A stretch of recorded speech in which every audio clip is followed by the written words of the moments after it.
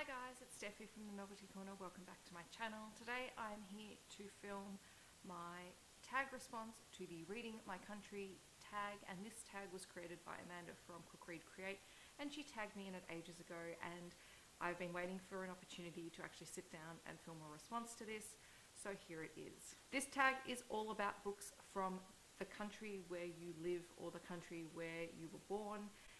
You can pick and choose how you actually go about filming this one, and it's questions all about books from your particular country. The first question is, what country are you going to talk about? And I'm going to talk about Australia because that's where I live, it's where I absolutely love living.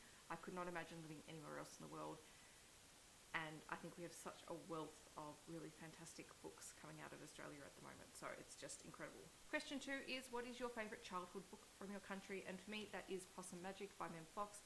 If you are familiar at all with Australian children's literature, this is like a classic. It's an absolute classic. It has been around for many, many years. I think it's just older than I am, and it is one of my all-time favourite books.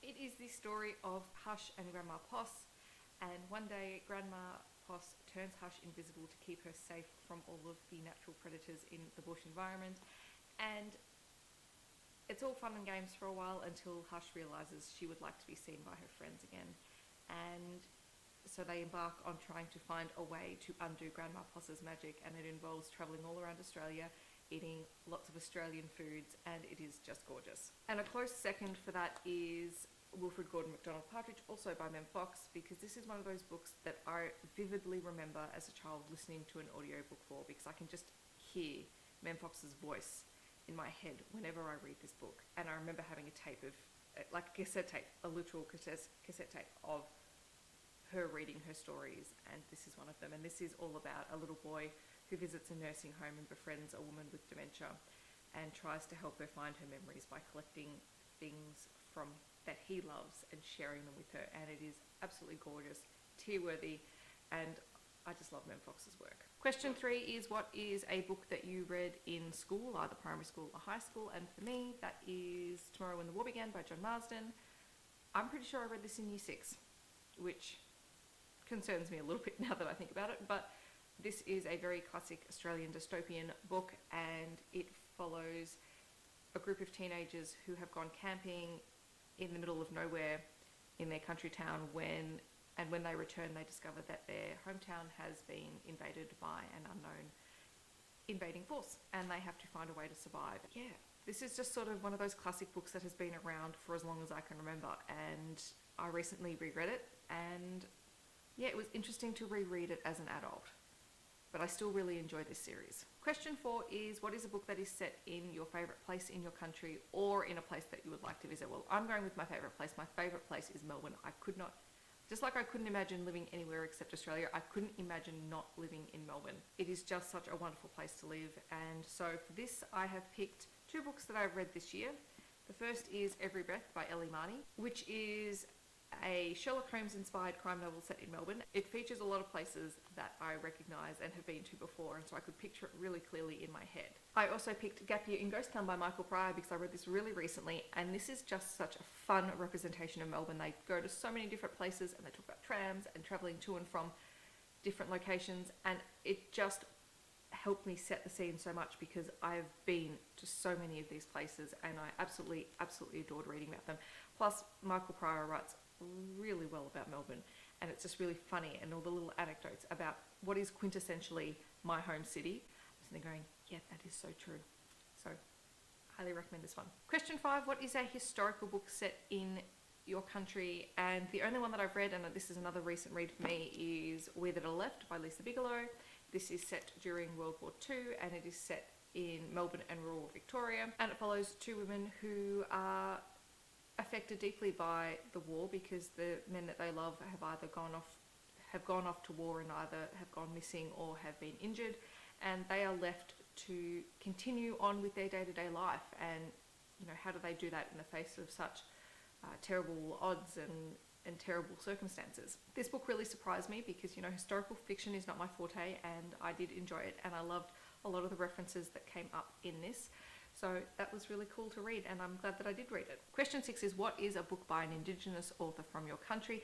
I've picked two. I've picked a fiction and a non-fiction. So for fiction, I'm going with The Interrogation of a Charlotte Wolfe, and I'm so disappointed in myself that I haven't continued this series yet, but I just haven't had an opportunity to pick up the next books. But it is a young adult dystopian future with this really wonderfully interwoven story, Dreamtime story woven through it, and I absolutely adore this. I loved the Dreamtime stories that were told throughout this in a way that was really accessible to people and made sense in the context of this story. And this just resonates so much with me because it reminds me so much of some of the things that happen in Australia. Even though this is a dystopian, there are some things that are happening here that just, you know, this reminded me of so much, and I really appreciated it, and this is definitely something I do want to keep reading. The second book is a non-fiction book. It is an essay by Stan Grant called Talking to My Country.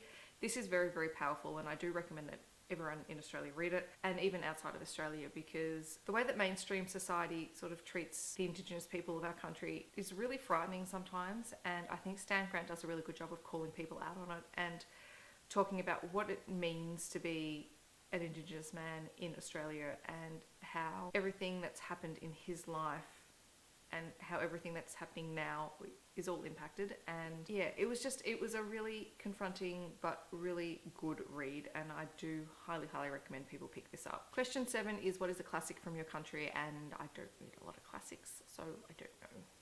I'm happy to take recommendations for Australian classic books down below if you can offer me some. Question 8 is, what is a book from your country that you haven't read and would really like to?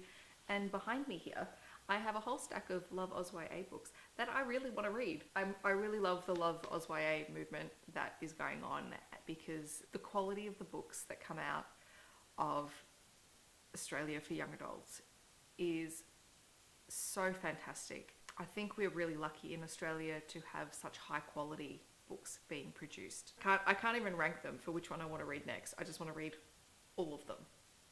So I'm going to have to work out a way to do that, because this is only like a quarter of my TBR. Question 9 are, what are some of your favourite authors or books from your country? And again, that is really super hard to decide on.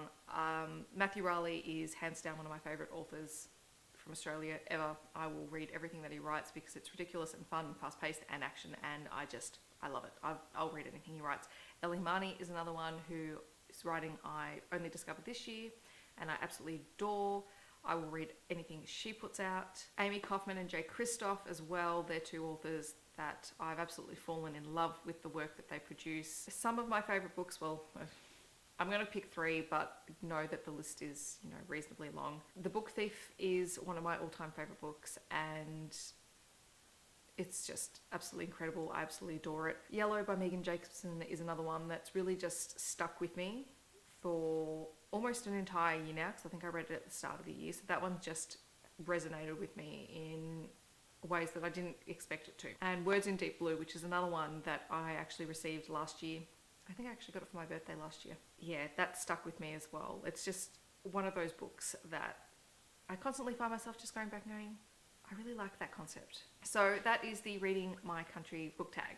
So I hope I answered all the questions reasonably well. Thank you to Amanda for tagging me and for creating it. I think it's really wonderful that we can talk about the books that we love from our country. I think we have a connection to those far more than we do necessarily to books that are produced in countries other than our own, because we relate to them a little bit better because that's what we're familiar with. But maybe that's just me. I am going to tag a couple of people. I'm going to tag Piera from Piera Forde, Kaz from Little Book Owl, Indy from Taps Life and Books, Jane from YessMissJane, and anyone else who would like to do this. I hope that wherever you are in the world, you are having a wonderful day, and I'll catch you guys in my next video. Thank you so much for watching.